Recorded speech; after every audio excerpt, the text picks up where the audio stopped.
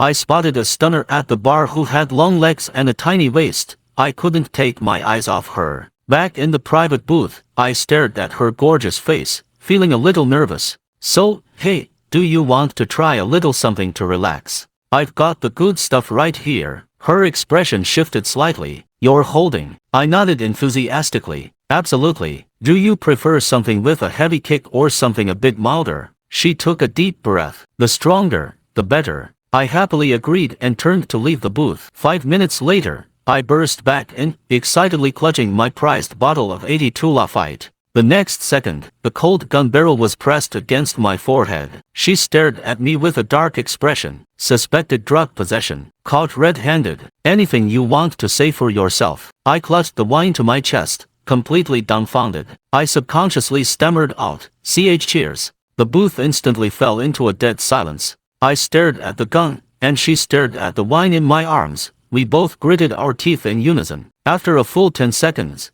she finally squeezed the sentence through her teeth. This is the good stuff you were talking about. I felt both shocked and wronged. What else would it be? Her composed expression was starting to crack. Don't mess with me. What does wine have to do with a heavy kick? I felt even more aggrieved. Officer, haven't you ever had strong liquor before? If tobacco and alcohol don't count as strong stuff, what does? Why don't you try some? I carefully extended the bottle toward her. I'm not lying to you, officer. One sip and you'll see how strong it is. Behave yourself. She took a deep breath. I'm going to ask questions, and you answer them. Don't say anything unnecessary. I nodded obediently as she stared me down. Name, profession, and your purpose for being here. Spill it. I pouted slightly. Mike Taylor, recent college grad. I came here to hire a hostess and have some fun. Look, officer, I'm just a regular citizen. Maybe I come to the bar a bit too often, but I'm definitely not a criminal. Is that so? She narrowed her eyes slightly. Since you're a regular, do you know if there are any contraband items in this bar? Something strong and addictive, other than alcohol. I thought for 2 seconds and gasped. Actually, now that you mention it, there is.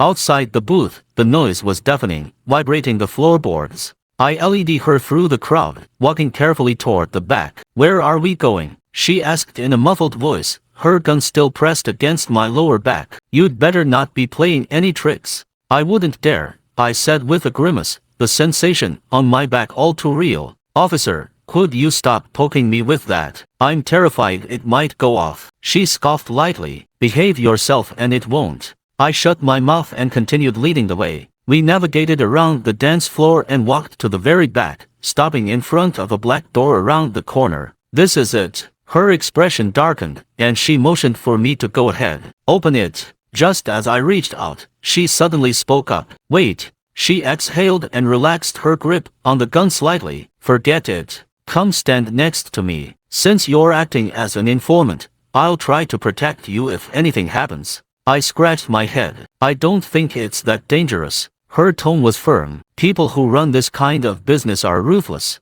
They don't value human life at all. I immediately hid behind her. In that case, you open it. She let out a soft breath, then suddenly kicked the black door open, raising her gun and shouting, Freeze! Where the hell is this? Where else? The kitchen, I said, peeking out from behind her. Seeing the empty room, I sighed in relief. See? I told you there was no danger. It's not mealtime, so the kitchen is empty. Her face turned livid. Are you playing me? No, I'm not. I waved my hands frantically to explain. Officer, you don't know. This bar serves food, specifically, Chef Miller's spicy crawfish. The taste is incredible. If I don't eat it for a day, I crave it. 2 days, I go crazy. 3 days, and I'm practically climbing the walls. So I figured there must be something in the crawfish. Maybe it's exactly the contraband you're talking about. And my guess isn't baseless. A friend of mine used to work here and saw Chef Miller adding some unknown powder to the seasoning jars.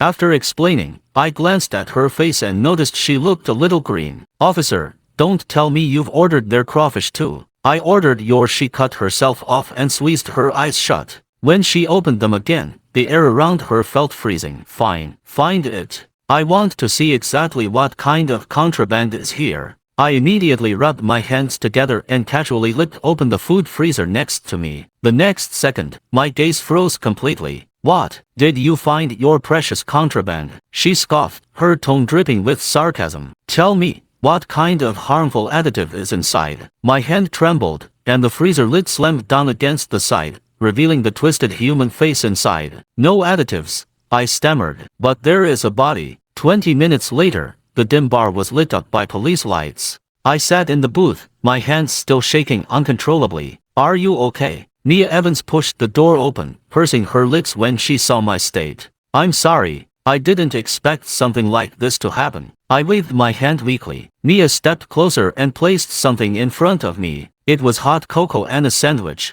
I heard sugar helps when you're in shock. She touched her nose, looking a bit uncomfortable. Consider it an apology for my recklessness tonight. I mumbled a thanks and reached for the straw, but my hands were shaking so badly I couldn't tear the wrapper. Mia couldn't watch anymore. She came over, opened the straw, inserted it, and held the cup to my lips. Drink. I slowly lowered my head. Just as I took a sip, an officer pushed the door open. Mia, are you done? So, the undercover cop's name was Mia Evans. It was a nice name. Mia handed the hot cocoa to me, making sure I had a firm grip before turning around. What is it? The officer replied, we've identified the deceased. It's the bar owner, Liam Parker. The primary crime scene appears to be the kitchen. We found blood residue. I had actually recognized the face when I opened the freezer, but hearing the confirmation made my heart sink. Mia noticed my expression change and looked down at me. Are you feeling sick? I pursed my lips.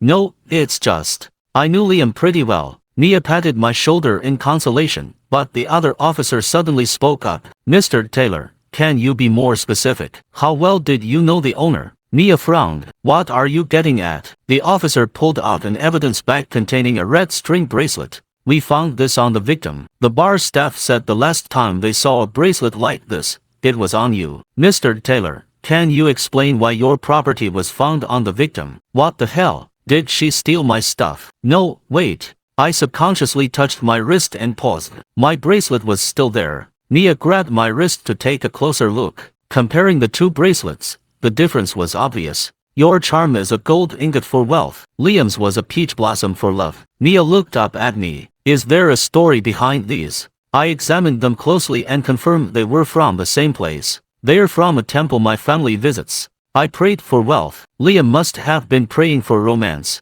Wait, that doesn't make sense. I frowned as a thought struck me. Liam has a boyfriend. They've been together for a while. Why would he need a charm for romance? Mia shrugged. Maybe they're matching couple bracelets. I shook my head. No, these are for making wishes. Once your wish comes true, you're supposed to take the bracelet off. Mia glanced at my bracelet again. So, about your wealth charm. I felt a bit annoyed. Shut up. Why do you have to bring that up? Obviously, I haven't gotten rich yet. Mia pursed her lips, failing to suppress a smile, and instructed her colleague to contact Liam's boyfriend. Do you have any other leads? She asked me. There are no cameras in the kitchen, and Liam was a key target of our investigation. His death complicates everything. Key target. I blinked. Does this have to do with the contraband you were looking for? Mia scoffed lightly. Yes. So think hard, and stop talking about the kitchen and the food. I suddenly realized something was off. Wait.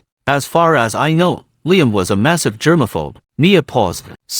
So why would he die in the kitchen? I was baffled. Why would a germaphobe go into a greasy, dirty kitchen? Knowing how picky Liam was, I don't think he ever set foot in there. He usually stayed in his office on the second floor or sat at the bar. Since when did he go into the kitchen? My question stumped Mia. On the drive to take me home, she was still rubbing her chin, deep in thought. I tapped her arm. Green light. Mia snapped out of it as the car behind us honked, and she stepped on the gas. Still thinking about the case. I yawned. You need to balance work and rest. Mia glanced at me, frowning. What are you planning to do when you get home? Sleep, I said, confused. What else? It's almost dawn. Mia clicked her tongue and poked my waist. Don't sleep. Stay awake. I grabbed her hand. Why? Mia glanced at me. You don't know. After a shock, it's best not to sleep for 8 hours. It can cause nervous exhaustion. I paused. Is that a real thing? So what should I do? I looked her up and down, my tone teasing. I need something stimulating to keep me awake, officer. Mia looked at me, the corners of her eyes flushing slightly. her voice dropping. What counts as stimulating? My gaze fell to her waist, and I smirked. Of course, my sentence was cut short by a sudden ringtone. Interrupted, I awkwardly sank back into my seat. Nia let out a sigh of relief and answered the phone. Her expression grew serious, and she suddenly spun the steering wheel, making a U-turn. Where are we going? I asked, confused. Nia glanced at me with a meaningful look. You wanted stimulation. Here it comes. We got a tip. Someone saw a suspicious person who fits the description of the killer. Apparently, he looks a bit like you. Great. Just as I cleared my name for drug possession, I became a murder suspect. I sat in the passenger seat, laughing out of sheer frustration. What? Nia glanced at me, her tone casual. Don't plan on explaining yourself. I was speechless, but I feigned a wronged expression and leaned over the center console. Officer, others might not know, but don't you? I was chatting you up all night. When would I have had time to kill anyone? Nia chuckled. The autopsy results aren't back yet, and the time of death isn't confirmed. You're not completely off the hook, but I don't think you're the killer. My eyes lit up, and I feigned emotion. I knew our connection meant something. Nia scoffed. Cut the crap. I don't think it's you because the fatal wound was to the chest. Stabbed right in the heart. One clean strike. An ordinary person couldn't pull that off easily. I clicked my tongue. That's brutal. Sounds like more than just a petty grudge. But Liam was a decent guy. I never heard of him having any major enemies. We drove back to the station. I followed Nia to the interrogation room and soon met the informant. It was Chef Miller from the kitchen. Chef Miller, that's low. Framing me. Seeing a familiar face, I immediately got agitated. I order your food every week, and this is how you repay me. Calling me a murderer. Chef Miller looked shocked and waved his hands frantically. I didn't. I just said I saw a young guy, tall and thin with short hair. I never said it was you. I laughed in disbelief. Isn't that basically describing me? His description is too vague, Nia reassured me. 5 out of 10 guys look like that. We're pulling the surveillance footage from the hallway near the kitchen. That should give us a lead. Just then, the junior officer ran over with the autopsy report. Results are in. Time of death is estimated between 9 o'clock and 10 p.m. My heart sank. I hadn't met Nia yet during that window, which meant I really didn't have an alibi. Also, forensics found a partial fingerprint on the victim's collar. The officer glanced at Chef Miller and me. Captain says we need to fingerprint all relevant personnel for comparison. Nia nodded and looked at me. Let's go. I'll take you to get printed first. The process was quick. Results would take an hour at most. I sat outside the lab waiting. Nia bought me some bread and water. Eat something. The cafeteria won't open for another half hour. I thanked her but only opened the water for a sip. What's wrong? Nia, who was standing beside me, bent down to look at my face. Worried the results won't go your way. I shook my head and yawned. Just too sleepy. No appetite. Nia smiled and reached up to ruffle my hair. You're surprisingly chill. Anyone else named as a suspect would be a nervous wreck, but you're just sleepy. Her touch made me even drowsier, and I squinted my eyes. Why should I be anxious when you're here? Nia's hand paused. 3 hours ago I had a gun to your head. You trust me that much already? I couldn't help but look her up and down, my gaze lingering on her curves for a couple of seconds. Pointing a gun at me just showed you have bad judgment. But me, I have excellent taste. Judging a book by its cover is hardly excellent taste. Nia couldn't help but laugh. I guess I should try not to disappoint you then. She sat down next to me. The warmth radiating from her body through her clothes made my mouth go dry, and I took another sip of water. It's getting colder these days. Don't drink too much cold water. Nia put her hand on my bottle. If you're really sleepy, walk around a bit. Wait the full 8 hours before sleeping. I'm fine. I yawned again and accidentally knocked the bread onto the floor. I instinctively leaned over to pick it up, colliding with Mia, who had bent down at the same time. My face ended up buried right in her chest. Holy crap, the sensation. Mike. Nia froze,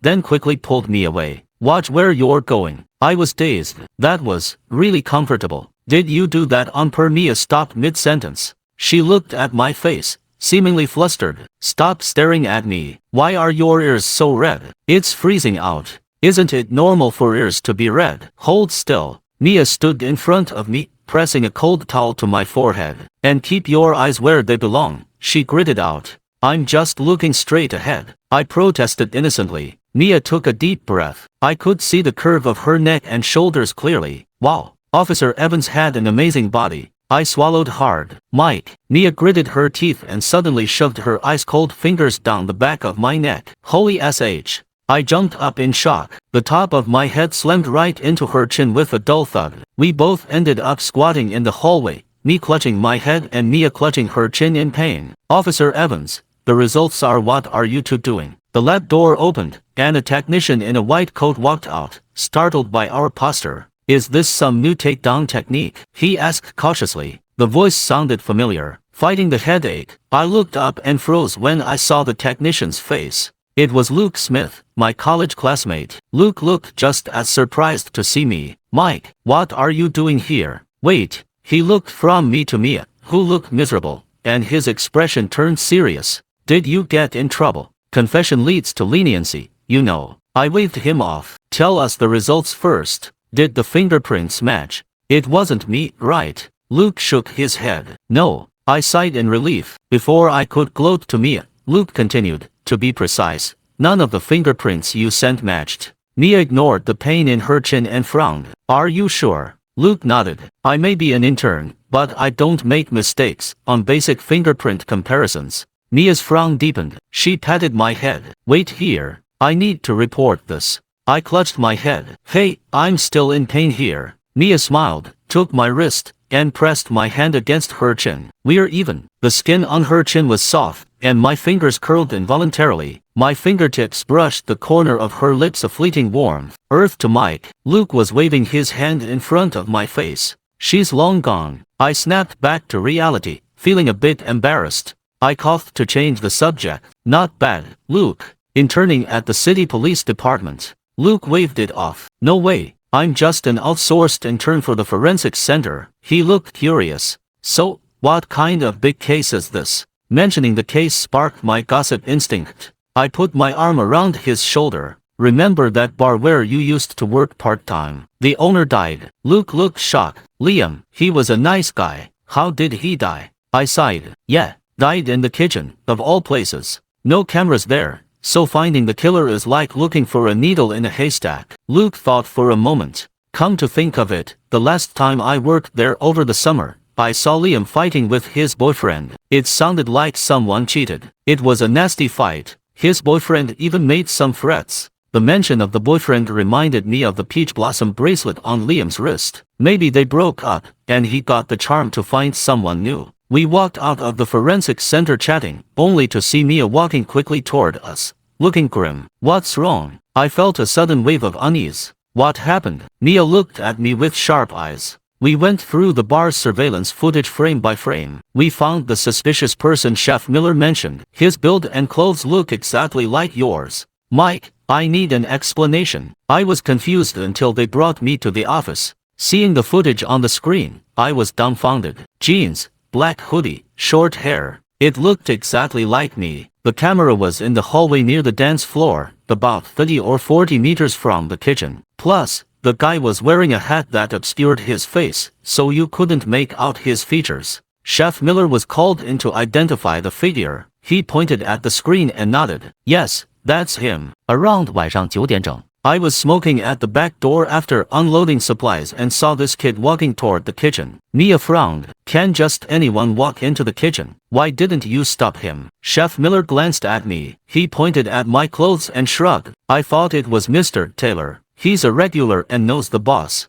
I figured he was going to the wine cellar next to the kitchen to get his stored wine. Mia looked at me. What exactly were you doing between 9 o'clock and 10 o'clock? She had asked me this before the fingerprinting. I sighed helplessly. You can ask 100 times, and the answer will be the same. I was wandering around the bar district. I didn't kill anyone, but I don't have a witness. Mia frowned deeply, staring at me for a few seconds. Then she turned to the officer at the computer. Isolate every frame with that figure. Zoom in and play it in slow motion. I was surprised. What are you doing? If it's not you, we find the differences, Mia said, looking me up and down before turning back to the screen. Even twins aren't identical in every movement. If someone is imitating you, there will be a flaw. Hearing her calm voice, I relaxed a little. I stared intently at the figure on the screen. The more I watched, the more wrong it felt. The short clip played on a loop. Just as everyone was getting dizzy, I suddenly clapped my hands. That's not me. Mia immediately turned to me. How can you prove it? I paused, looking around at the other female officers in the room, feeling awkward. Seeing her confusion, I gathered my courage, grabbed her wrist, and pulled her out of the office. I can show you, but only you. I was dressed for a night out, black hoodie and jeans, nothing too heavy. I found a secluded spot and started taking off my clothes. Mike, Mia's pupils constricted, and she quickly grabbed my hands to stop me. What are you doing? Clearing my name. I struggled. You can't just strip. A vein throbbed in Mia's forehead. Keep your clothes on. What is wrong with you? With both my hands pinned, I nudged her face with my forehead. Let go. This isn't the time to be shy. I really need to prove my innocence. Mia looked skeptical. Really? I nodded frantically. As soon as she let go, I didn't take off the hoodie but rolled the sleeve up to my elbow. Mike, relax. Don't scream. Just look. Mia squeezed her eyes shut. I am a police officer. I absolutely will not so much drama. I grabbed her hand and pressed it against my arm. I want you to look at my tattoo. Mia paused and slowly opened her eyes. I pointed to the black hammer tattooed on my arm. I got burned by boiling water when I was a kid. I got this recently to cover the scar. Mia finally relaxed, bending down to take a closer look. But you're wearing a hoodie. The tattoo wouldn't show. I rolled my sleeve back down and snapped my fingers. That's the key. In the video, the guy trips on the carpet at the corner and throws his arms up. Mimicking the movement from the video, I raised my arms. My sleeve slid up, revealing the edge of the tattoo. See, when I raise my arm, it shows. But the guy in the video, his arm was clean. It was confirmed. The person in the video wasn't me. We both sighed in relief. I grinned. Why were you so nervous? Mia draped my jacket back over me. Because now you don't have to go to a holding cell. Saves me the trouble. I rolled my eyes. As I straightened up, I hissed in pain. Mia instinctively grabbed me. What happened? Did you twist something? No. I frowned, reaching for my back. There's something sharp inside my clothes. It pricked me. Mia reached under my jacket to check. I reached back at the same time and accidentally grabbed her hand. Her warmth radiated against my palm. The next second, she reversed her grip, guiding my hand to a spot on my back. Here. Her voice was soft. My heart fluttered. I turned my head and looked straight into her dark eyes, my heart nearly beating out of my chest. My lips moved silently for a moment before I managed to speak. I think, where is that bastard? A sudden roar exploded in the hallway. The break room door was kicked open. A man in a jacket stormed in aggressively. Seeing me, his eyes went cold, and he raised his hand to strike. You killed Liam. I wasn't going to just stand there and take it. I stepped back instinctively, and Mia pulled me behind her just in time. We dodged the punch. Who are you? Why are you attacking me? I was baffled. If Mia hadn't been holding me back, I would have given him a piece of my mind. You have the nerve to ask who I am. The man raged. You weren't this cowardly when you were hooking up with someone else's partner. I was furious. Who did I hook up with? I only met the person I liked last night. I just held her hand today. We haven't even kissed. Who exactly am I hooking up with? As soon as I said it, I felt Mia's hand tighten on my waist. Watch what you say. If she hadn't reminded me, I might have forgotten, but her warning only emboldened me. I poked my head out from behind her, grabbed her wrist, and pulled her forward. Are you saying she's your woman? The man paused. What? I was even angrier. Then who did I hook up with? She's the only one I've been interested in. Mia's face turned instantly red. Mike, she whispered. I pushed her behind me. Stay back. Don't interrupt. I continued to confront the man. Tell me who your woman is.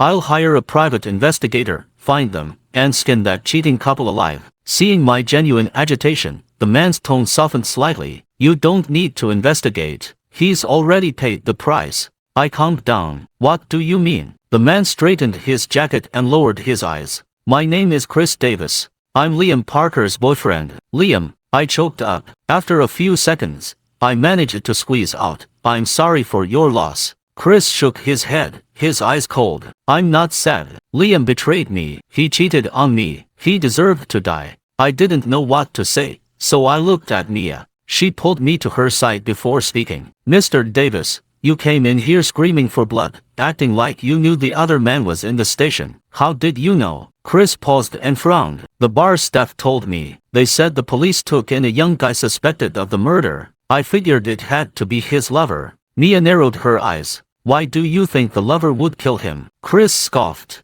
Why else? Money. I heard Liam wrote that bastard into his will. Isn't that enough motive? Mia didn't respond. She signaled another officer to take Chris for fingerprinting. The break room fell quiet. I looked at Mia. You think he's suspicious? Mia nodded, her gaze resting on me. Don't you think his build is similar to yours? I paused. Body type, hairstyle, they were close. And his style was easy to copy. Mia narrowed her eyes. Judging by his attitude toward Liam, he's holding a serious grudge. Could he have killed Liam and framed the lover? I pondered this and suddenly gasped. And I knew Liam well, plus we both wore those red string bracelets. No wonder he thought I was the lover. Mia suddenly smiled, her tone teasing. Well, you're obviously not the lover. After all, someone just admitted he's only interested in me. The amusement in her eyes grew. Mike, were your clothes really pricking you? My face burned. I reached back and awkwardly patted my jacket.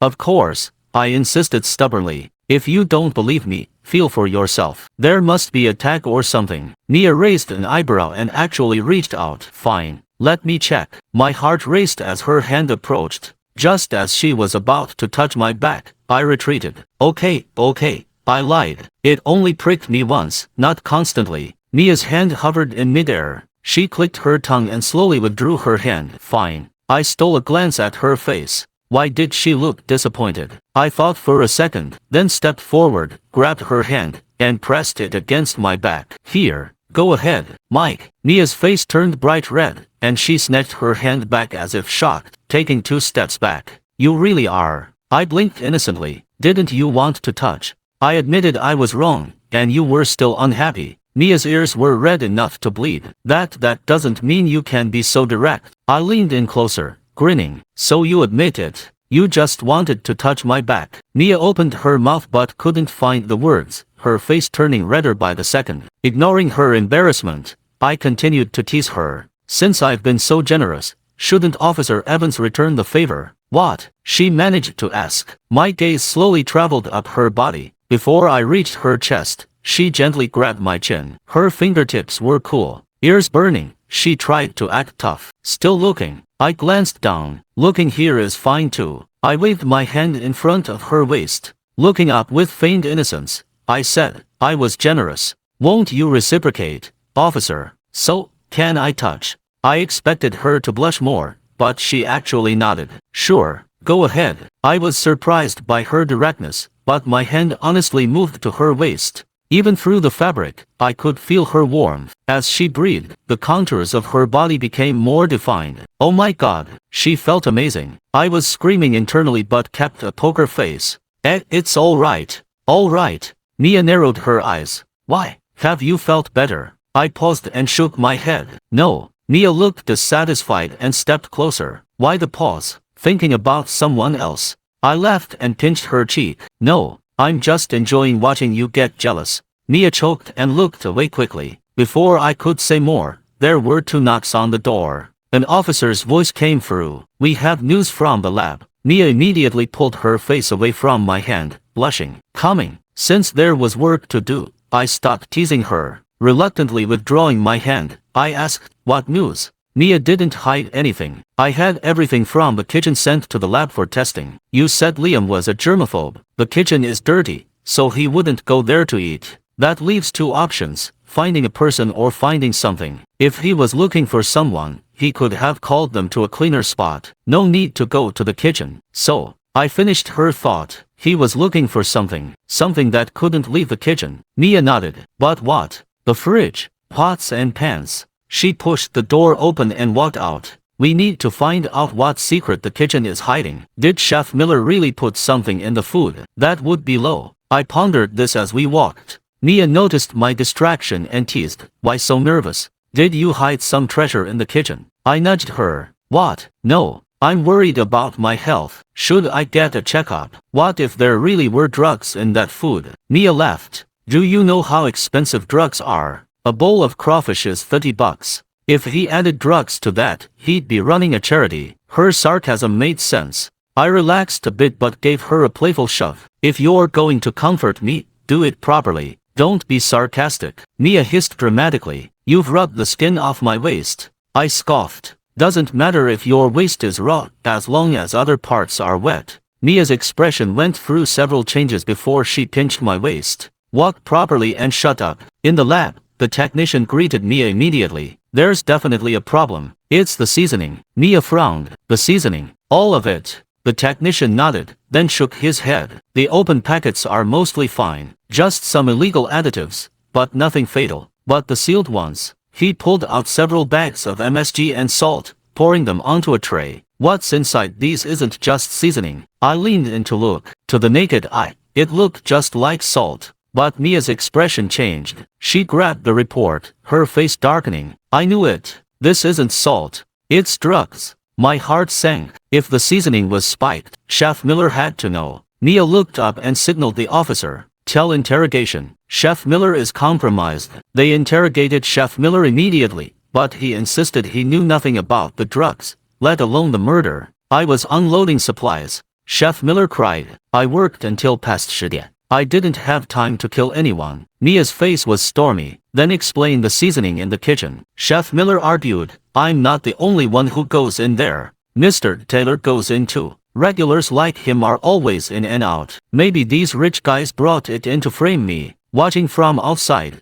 I gritted my teeth. The old man was trying to drag me down with him. No matter what they asked, Chef Miller wouldn't crack. He kept demanding a lawyer. After a whole night of this, Mia looked exhausted. She ordered them to lock him up for now. I went to get some air and breakfast. When I returned from the cafeteria, Mia was sitting in the hallway, staring blankly. She looked drained, like a wilted cat. Hungry. I waved a bun in front of her face. Eat something. Mia snapped out of it. She took the bun and looked at me. I'll drive you home soon. You've been up all night. I couldn't resist ruffling her hair. You look exhausted. Rest a bit before you go back to work. Mia mumbled a listless agreement. She sat there nibbling on the bun, looking incredibly cute. My heart fluttered, and I pretended to casually ruffle her hair again. Seeing no reaction, I did it a couple more times. It wasn't until my third attempt that Mia, having finished her bun, finally lifted her eyelids. Once, twice, don't push it to free. Do you think I'm numb? I smiled awkwardly. Just trying to comfort you. Mia scoffed, clearly not buying it. I withdrew my hand, feeling a bit disappointed. We sat in silence for a few seconds. Suddenly, Mia spoke, her tone awkward. I thought you wanted to comfort me. Why did you stop? 2 rubs hardly count as comfort. Mia's tsundere act was too cute. If I hadn't made the first move, she would have stayed awkward forever. During her lunch break, Mia drove me home. On the way, she told me to be careful and to call her if anything happened. I still feel like something's wrong. Thinking about the impersonator in the video sent chills down my spine. Chef Miller was a middle-aged man. He couldn't pass for a young guy. So was the person in the video an accomplice, or just a random passerby Miller tried to pin it on. As we drove into my complex, Mia looked around in surprise. Rent here isn't cheap, is it? Can a fresh grad afford this?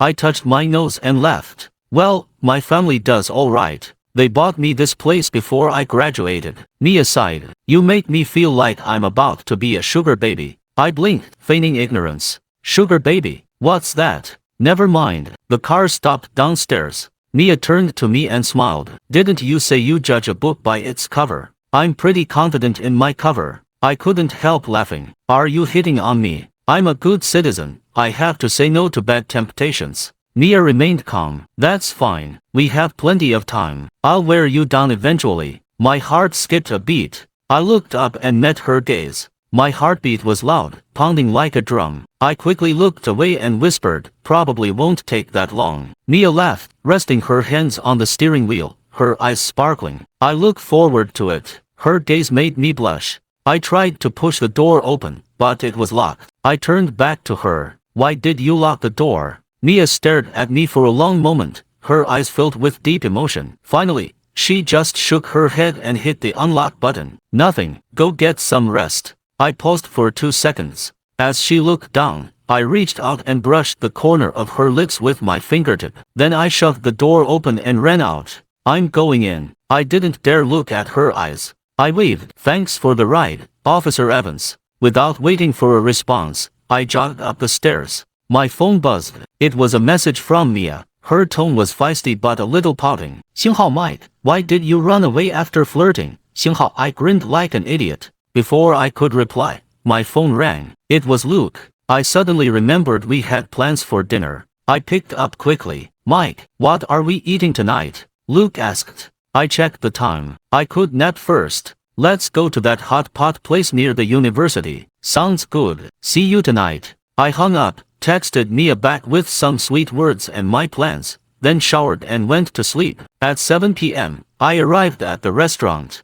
Luke was already waiting in a booth. Seeing me, he laughed. You haven't changed a bit. Still handsome and energetic. I laughed. Dude, we graduated 3 months ago. How much could I change? You, on the other hand, look like you've put on some weight. Shut up. Luke handed me the tablet. Order. We weren't in the same major, but we were in the same club, so we were pretty close. Seeing him doing well made me happy. We finished eating around 9 p.m. and walked out of the restaurant. How are you getting home? I'll drive you, Luke said. I noticed the Mercedes key in his hand and felt a bit puzzled. Before I could speak, the car horn honked in front of us. I looked over and smiled. No need. My ride is here. Luke followed my gaze and teased. Nice. That trip to the police station wasn't a waste. You got yourself a girlfriend. I coughed awkwardly and waved. See ya. I ran to the car where Mia was waiting. I raised an eyebrow. Officer Evans, what brings you here?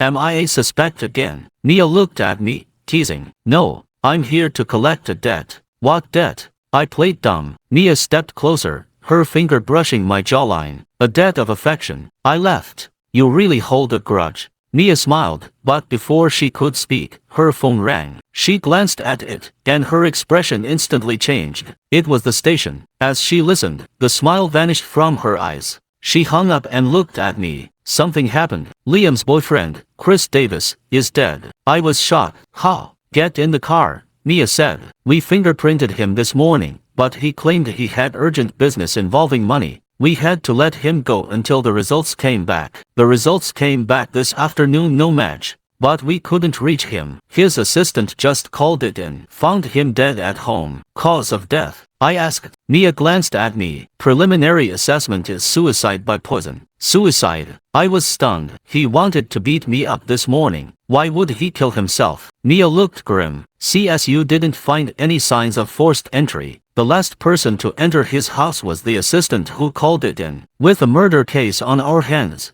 the mood for flirting was gone. I took a taxi home. Mia went to the crime scene. Stay safe, she told me. Something's off about both these cases. Call me if anything happens. I nodded and watched her drive away. Back home, after a shower, I sat on my bed thinking. Chef Miller had an alibi for the time of the murder. Chris had the time, but why would he commit suicide? And the lookalike in the video. If Chris killed Liam and framed me, why kill himself afterwards? I paused. What if the person trying to frame me wasn't Chris? What if it was someone else? My mind raced. Suddenly, I remembered something. I scrambled off the bed and rummaged through my backpack. I found a small bag hidden in the lining. It contained a white powder that looked like salt. So that was it. Just as the realization hit me, the doorbell rang. Mike, open up. It was Mia. Startled, I quickly went to open the door. Are you rest? Mia stopped mid-sentence, her eyes landing on the small bag in my hand. Her expression shifted from anxious to grave. What is that?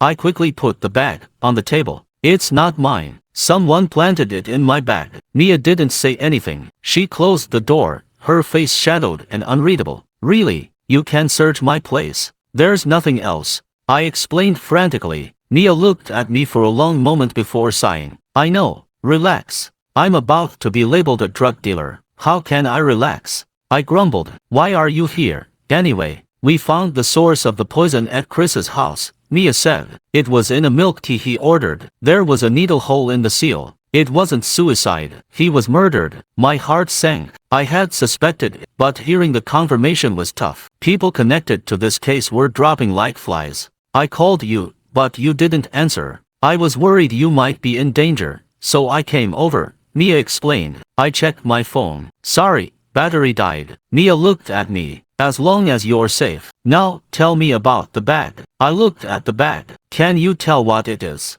Drugs. Mia picked it up. Looks like it, but we need to test it. You said someone planted it. She stopped suddenly, a realization dawning on her. We locked eyes. It was Luke, she said grimly. I sighed. Yes, it was him. Luke was on the run, sitting in the police car. I listened to Mia's urgent voice on the phone. If he planted that on you, he must have planned his escape. I found out too late. Mia sighed. At least he was just an outsourced intern. Otherwise, the department would be a laughingstock. I can't believe we had someone like that on the team. But now that we have a suspect, Chef Miller should be easier to crack, Mia added. We're wrapping up here. Stay in the car and don't go anywhere. Do you hear me? Loud and clear, I said. I hung up. My phone buzzed. It wasn't Mia. It was a multimedia message from an unknown number. As the image loaded, my pupils constricted. It was a photo of the hallway in Luke's building. The utility box was open, but instead of meters,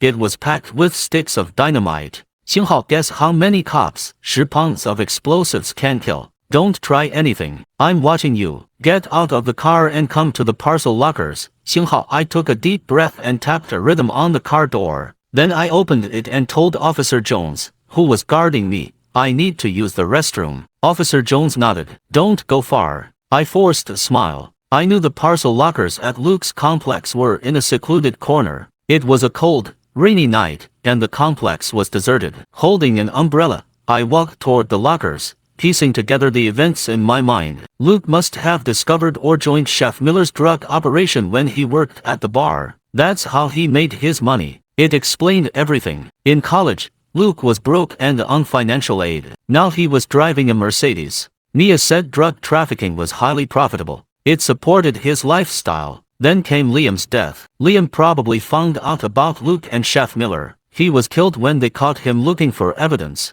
Chris's death was likely related too. He must have found something out, so Luke decided he had to go. But one thing puzzled me. The person in the video was obviously Luke in disguise. Was he trying to look like me or Chris? Framing Chris made sense. But why frame me? I never did anything to him. Why go to such lengths to pin it on me? My mind was a mess as I reached the lockers. Luke was standing under a dim streetlight, pale but smiling. I stared at him for a moment before speaking. Are you sick? Luke paused, then laughed. Funny, the first person to ask is the one I hate the most. Yeah, I'm dying, he said flatly. Terminal cancer. Not much time left. No wonder he looked so drained. You made so much money dealing drugs. Why didn't you get treatment? Luke's laughter grew louder until it suddenly stopped. Do you know how much my family spent on me growing up? Less than 100 grand. But do you know how much I sent them after I turned 18? Over $500,000. They're greedy. As long as they're alive, I can never lie for myself. Do you understand? I looked at his cold face, trembling inside. Mike, do you know? I've hated you since the day we met. Luke stood under the light, half in shadow. Good grades, rich family, handsome. Everywhere you go, people flock to you. Next to you, I'm not even an ugly duckling. I'm just dust.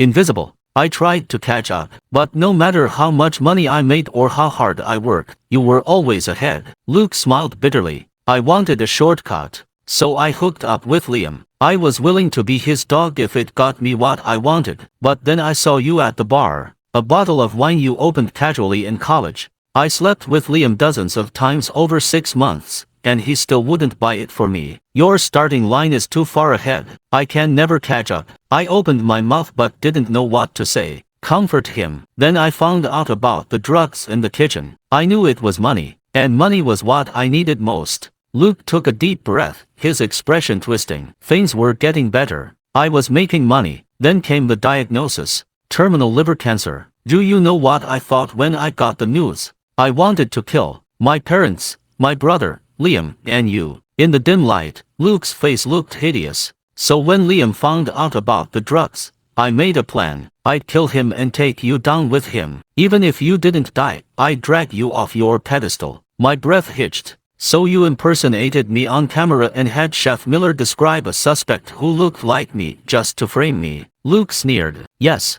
It was working perfectly. The police were focused on you. But then Chris showed up at the station. I realized what happened. Chris knew Liam was cheating but didn't know with whom. When he heard the police took a suspect, he assumed it was the lover me. But at the station, he realized he was wrong. Exactly. Bad luck, Luke mocked. I took his fingerprints. He smelled Liam's cologne on me. As Liam's boyfriend, he knew that scent. So to keep him quiet, you poisoned his milk tea. My voice trembled. Luke sighed, his tone airy. I used to be scared of killing. I thought it would be hard. But once you do it, it's easy. Stabbing a person is like slaughtering a pig. Poisoning a drink is like poisoning a rat. Killing is much easier than living. Luke stared at me. The air felt frozen, and I shivered. Now it's your turn, Mike. Luke opened his jacket. The explosives weren't in the utility box. They were strapped to him. I don't want to kill cops. They're good people. But I hate you, Mike. The nicer you are to me, the more I hate you. I hate you enough to die with you right now. As he spoke, the voice shouted from behind me, "Get down." I dropped instinctively. A bullet tore through the night, piercing Luke's skull with a dull, deafening thud.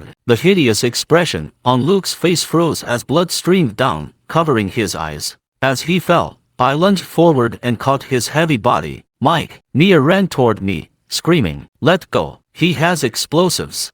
I rasped. I didn't know if the impact would set them off. I had to catch him. Mia went silent. She signaled the team to move in, and they carefully took Luke's body from me. "It's okay. It's over. You can let go." Mia held me tight, kissing my forehead. "You did good. You did really good, honey." I listened in a daze. After a few seconds, reality rushed back, and I buried my face in Mia's chest, finally starting to calm down. Half an hour later, the bomb squad had cleared the scene. I sat holding a cup of hot cocoa, my hands still trembling, still shaken. Seeing my color return, Mia started scolding me. "You have a death wish. I told you to stay in the car, and you went to face him alone." I signaled Officer Jones before I got out. I tapped SOS in Morse code. "You have the nerve to brag." Mia glared at me. "Lucky for you Jones knew Morse code. What if he didn't? You'd be dead right now. Do you realize that? We just found out Luke sent poisoned meat to his parents recently. His brother died, and his parents are in the ICU." I fell silent, biting the straw to hold back tears. I knew I was reckless, but getting yelled at after nearly dying stung. Before I could wallow in self-pity, Mia sighed. The next second, she pulled me into a hug. "You scared the hell out of me, Mike." Her voice was hoarse. "Do you know how I felt when I heard you might be in trouble? I thought our plenty of time was over before it even began." She held me tight, and I felt safe. "I won't die.